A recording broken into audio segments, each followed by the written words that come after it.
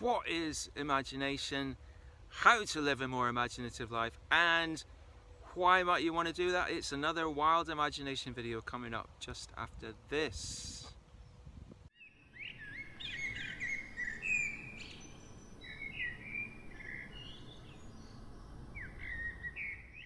So this is a video about understanding and exploring your everyday life as a waking dream.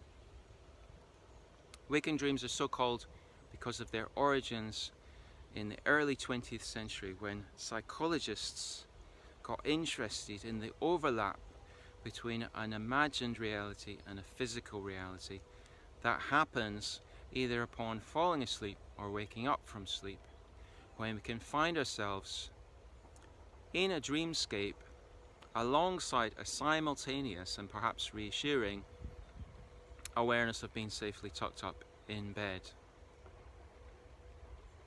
Carl Jung, the psychotherapist, he developed that. He took it into therapeutics and called it active imagination, in which the patient would sit there, eyes closed, and describe to him the imagery passing through their awareness. In other words, an imagined reality that overlapped with the physical reality of being in the consulting room with Mr. Jung. However, we do not need to stop with an eyes closed exploration in consulting rooms. Waking dreams are continuous, and we're always in one, as is happening right now as you watch this screen, a physical reality of lights and sounds that overlaps with an imagined reality of me sitting under a tree. What makes him tick? Where is he going? Who is this person? Etc., etc. All that story world is created by your imagination. It's not given to you directly by the sounds and colours coming from the screen.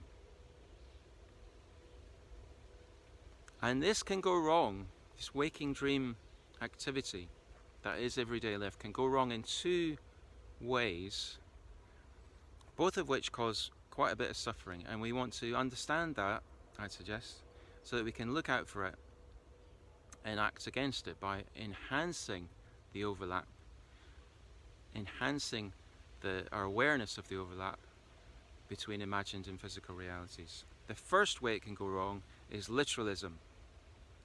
As famously Charles Darwin, he wrote about this in his autobiography, because at the end of his life he went back to the Shakespeare plays and the poetry that used to inspire him as a younger man, and it no longer did so. He was just left with the page, the ink.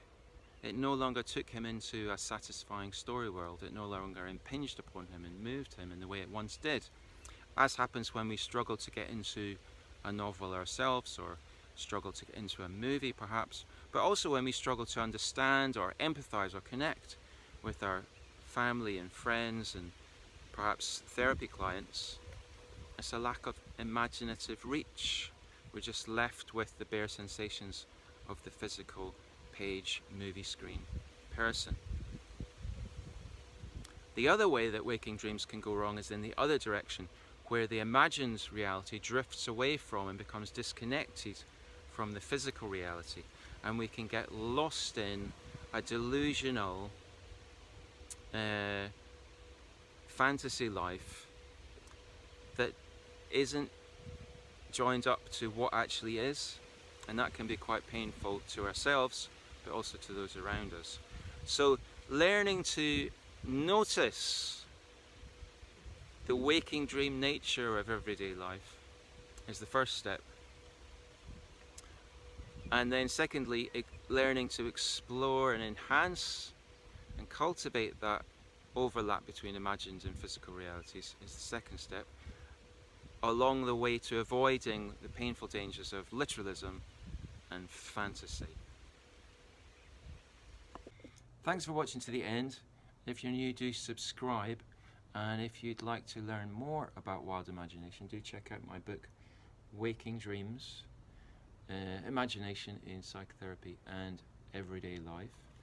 And I will see you again in the next video. Okay, bye bye.